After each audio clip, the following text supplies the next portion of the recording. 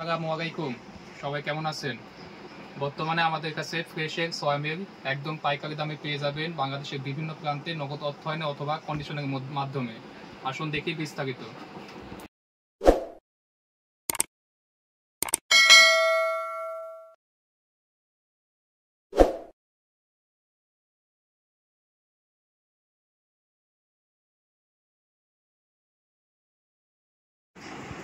প্রিয় দর্শক, বর্তমানে আমাদের কাছে এ সকল সয়া মিল ফ্রেশ সয়া মিল এ সকল 50 কেজির বস্তা একদম পাইকারি দামে পেয়ে যাবেন সম্পূর্ণ বাংলাদেশে নগদ অর্থায়নে অথবা কন্ডিশনের মাধ্যমে।